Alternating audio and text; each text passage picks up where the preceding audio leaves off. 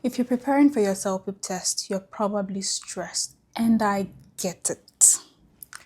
Or you feel overwhelmed, and don't worry, I got you covered because in this video, I will be sharing actionable tips, real life experiences, a clear structure, and by the end of this video, you will be confident enough to walk into your test and pass in flying colors.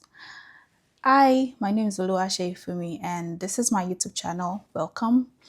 Today I will be sharing 5 tips to help you pass your test, your Celpip test actually, in flying colors, and you want to stay tuned till the end. Don't forget to like, to share, to subscribe, to comment as well so I know if these tips were being helpful to you, and stay tuned and keep it locked, okay? The number one thing you want to understand in passing your Celpip exam is you need to understand the Celpip format. There are 4 sections. The first one is the listening, the second one is the reading, the third one is the writing, and the fourth section is speaking. Okay, and each of the sections have timings that you have to stick by or stick with. Okay, you cannot exceed those timings because if you do exceed them, you might not finish the test or the exam, and that might impact your score eventually. Another thing you want to do to pass your Celpip exam in flying colors is you need to create an effective study plan. Okay, you need to find out what works for you. If you need to start reading immediately as you register for the exam, please do that. And if you're the type that you know that you are able to read a week or two before your exam and are still able to assimilate and pass in flying colors, I mean, like I said, do what is best for you, but you need to make sure that your objectives are smart. It is specific, it is measurable, it is achievable, it is relevant, and it is time bound.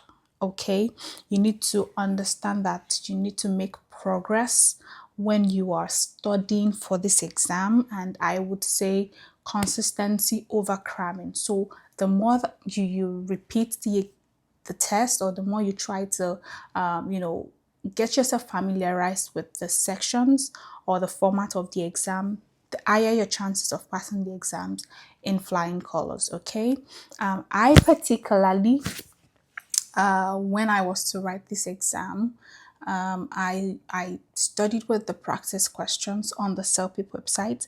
It was very helpful because it gave me an idea of what exactly I am to expect.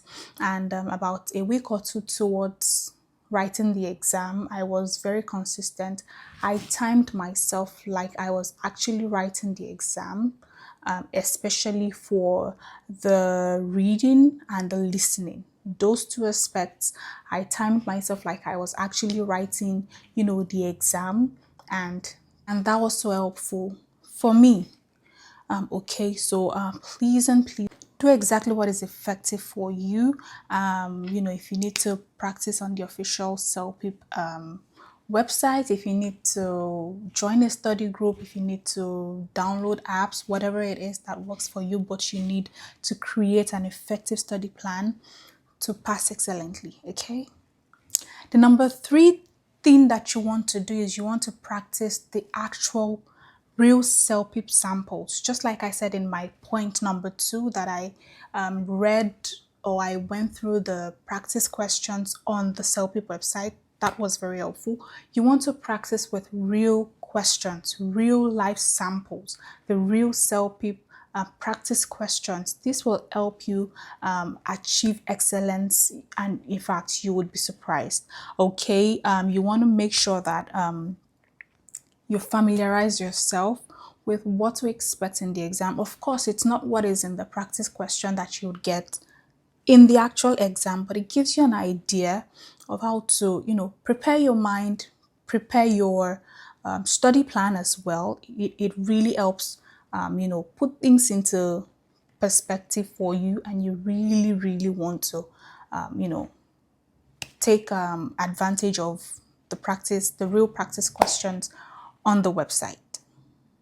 For myself, I passed on my first try. My first and only try actually. I passed on my first and only try, same as my husband, because we used, this tips that I am sharing currently, or was something similar to this, was what we did, and it was very helpful for us. And for me, my writing I had 12, my reading I had 9, my listening and speaking I had 11, which is not a bad score if you ask me. 12, 11, 11, 9. That was a pretty good score. And my husband also did ACEs exam.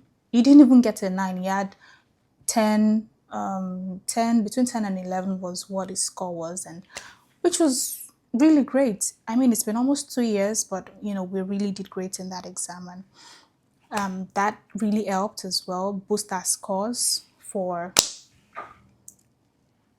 our federal express entry, application. So yeah, you want to take this very seriously because it is very important. Okay. Another tip that you want to look out for is the testing day itself. Okay, you want to arrive early and you need to stay calm. Arriving early is very important. I do know someone that was bounced from writing the exam because they arrived, I think, 10 minutes before the exam. Imagine, they were not even late to the exam. They had just arrived 10 minutes late, and I think the required or the minimum time you need to be at the test center before the exam is about 15 minutes. I can't remember. It's been a while I wrote the exam, but you need to confirm once you register when it is that you're required to get to your test center. It is very important so that you get all of your registrations done before the actual exams start. Okay, I cannot overemphasize this. Please arrive your test center early so that you are calm before you start. Okay. And another thing you want to do is you want to bring the required ID card along, the required documentation along with you. I do believe you need a form of identification. You want to take that along as well, okay? You also want to manage your time as much as you can. Do not just stick with one question. If you don't understand it, you can leave it and come back to it. If you still have more time, so that you have enough time to attempt other questions, okay, and you have enough time to also finish in record time. So please do not just stick with one question. If you're not understanding, just leave it. Leave it and go to the ones that you know. Do those ones, and you can always come back to the ones that you don't understand and go over it again if you still have more time. That way you're able to finish up, and it also increases your chances of passing the exam, right? And also for the speaking session, speak naturally. Don't try to force words. Don't try to use extremely big grammars. Don't do that, okay? Be natural, be calm. Speak as like you'd have a normal conversation. That would help you, I believe, score high in your speaking. You need to be able to be as natural as possible. Don't cram answers because you don't even know what it is or what scenario it is you would be asked to speak about. Okay, so please and please do not cram answers. Be natural. Let your tone be as natural as possible. Do not use ambiguous languages. Try to, be clear. Try to be communicative enough when you're speaking, okay? And also, under this tip, you need to please and please read instructions. Read the instructions for every section. It is very, very important. You don't want to assume because you took the practice question, you feel like that is what you're supposed to expect in the exam. It might change. So please read the instruction before you start the section, and it helps or it guides you to know exactly how to attempt or approach the exam in that section. Okay, I do hope that was also helpful to you. Okay, another thing you also want to take importantly, or another tip you want to be mindful of, you want to be mindful of what you're wearing. sorry, I just needed to chip this in because for my husband, I do remember clearly. We had some rough braids on his hair. I was just trying to practice my skills and everything, and we did not finish the braids.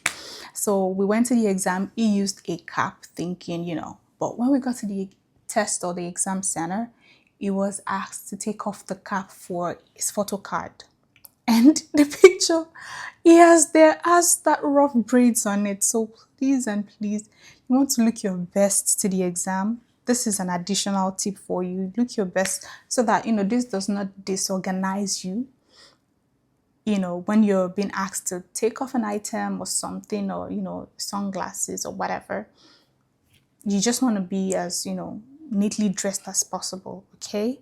And also, another thing is, I want you to set yourself up for success. Okay. You can always follow these steps, and they're definitely going to help you.